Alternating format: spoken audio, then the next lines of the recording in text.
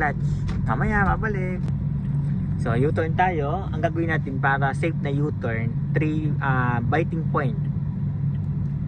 Ang biting point, naka first gear, naka taas niya si clutch, nagbabibrate. Up, steady dyan sa nagbabibrate. Konti pa. Okay. Steady po dyan sa vibrate na yan.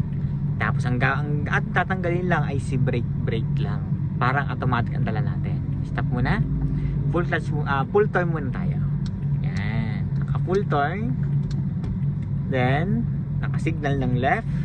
Paano nga po ang head check na tinuro ko sa inyo? Tingin sa bintana. Lapit ang ulo sa bintana. Then, tingin sa likod. Mabilis lang po yan. Okay po. Ang head check ng right, itong dalawang nasa side ko. Okay, head check po ng left. Lapit ang ulo. Yan. Mabilis lang po yan. Okay? So, naka-biting point. Relax po ang kamay. Huwag manggigil. Pag ibabalik natin ang manabela, count nga po kayo ng 2 beses. Balik natin. 1, 2. So, yan po yung gagawin natin mamaya. So, full turn ulit po ng left. Tsaka tatandaan nyo, ang U-turn laging papuntang left. Tapos, walang nakapark po dyan. May nakapark po ba dyan sa left? Dito po wala, pero dito. Yan. Pero malayo po siya. Yung nakapark po dyan sa mismong loob, di ba wala? Wala naman. Okay, signal po ng left. So, biting point ang gawin natin. Para sa huminto tayo sa gitna, hindi siya mamamatay. Brake lang na parang automatic ang dala natin. Biting point. Okay, stop muna. Tingin sa side mirror, wala na. May jeep. Okay. Ang jeep ay nasa second lane. Lapit pa ng konti. Okay, relax ang kamay. Tingin po dito sa unahan. Oh, lapit.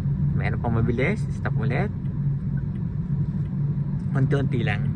Basta tatandaan nyo lang yung biting point. Nanginginig lang. Yan, merong mawawala na, di ba? Malayo na yung iba. Okay, tanggal ang brake. Tanggal po ang brake. Dito naman kayo tumingin sa unahan. Harangan nyo na yung second lane. Sige pa, lapit pa. Head check na po tayo. Paano ang head check? Tanggal ang brake. Okay, tingin po dito. Taas ng konti si clutch. Para tumakbo, tanggal na po.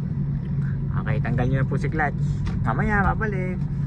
Pag binalik nyo yan, balik natin. 1, 2. Yan.